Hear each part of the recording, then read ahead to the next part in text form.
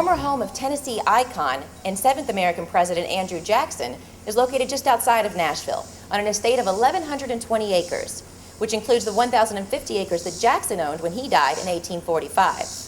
Simply known as the Hermitage, the plantation was a refuge for the general. The building's architecture is a blend of Federal, Palladian, and Greek Revival styles, and today it's been almost completely restored to the condition it was in Jackson's time, including most of the furnishings which were recovered from family and collectors. In fact, Jackson loved his plantation so much, he had himself and his wife Rachel entombed in the Hermitage Mansion Gardens. They are both entombed out there, and interesting thing about that is Rachel's, of course, was buried there while he lived 16 years longer than she did. And we always just assumed when he was buried that he was buried right beside her in a normal grave, you know. But what is unusual about it is, in the 80s sometime, 1980s, someone tried to steal that, his coffin.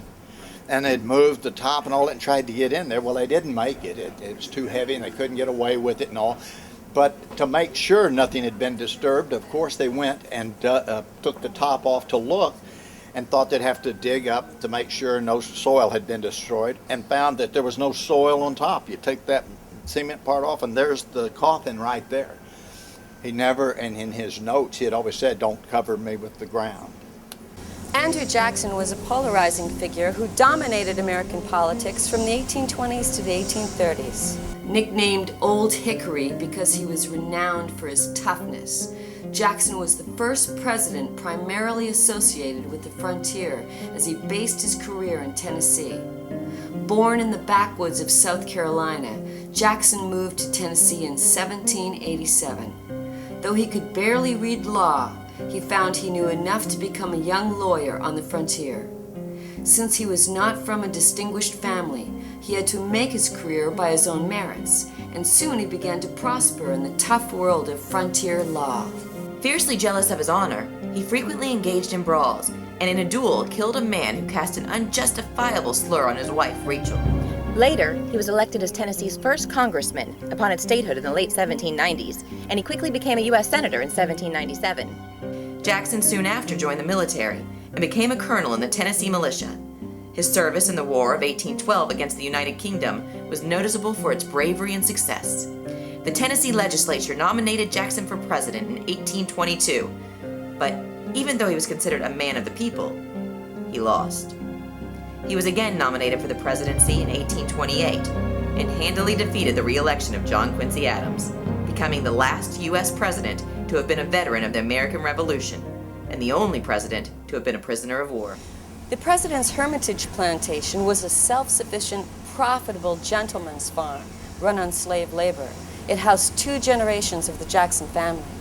When not attending to his military and political career, Andrew Jackson enjoyed spending his time at the Hermitage, growing his own food and taking pleasure in the country style of living. Andrew and Rachel were unable to have children, but that didn't stop them from having a family. They adopted the orphan nephew of Rachel's, calling him Andrew Jackson Jr., who became Jackson's heir to his property.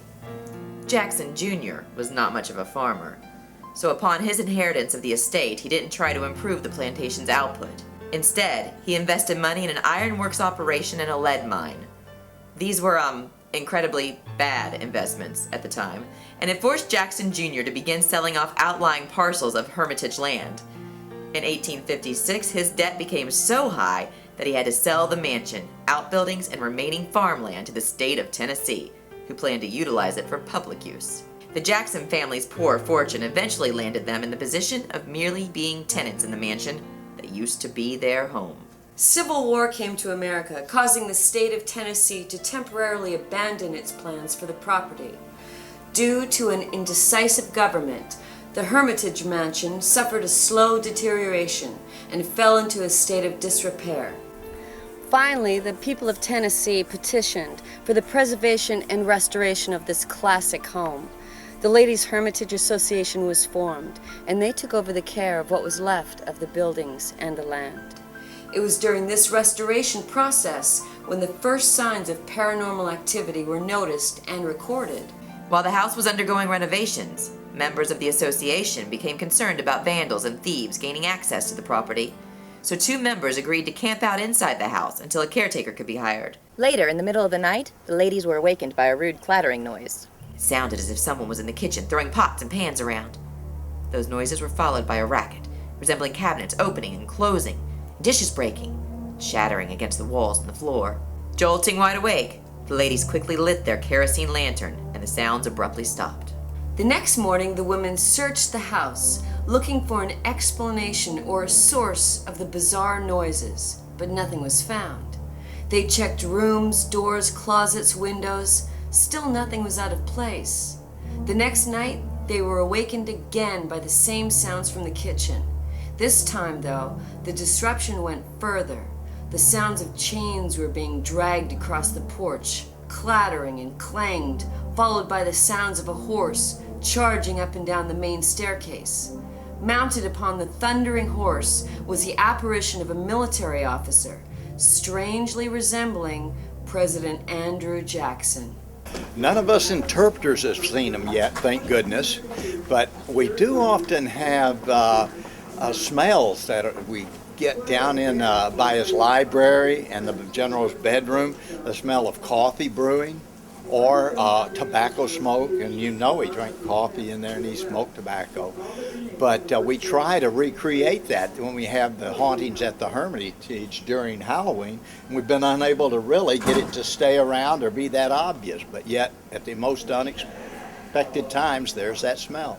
Many of the odd events at the Hermitage have been attributed to the ghost of Jackson's servants and slaves.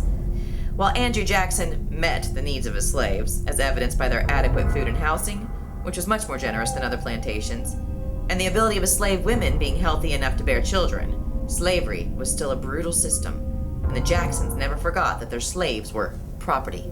When the general felt that offenses were severe, he did permit slaves to be whipped and disciplined in other ways.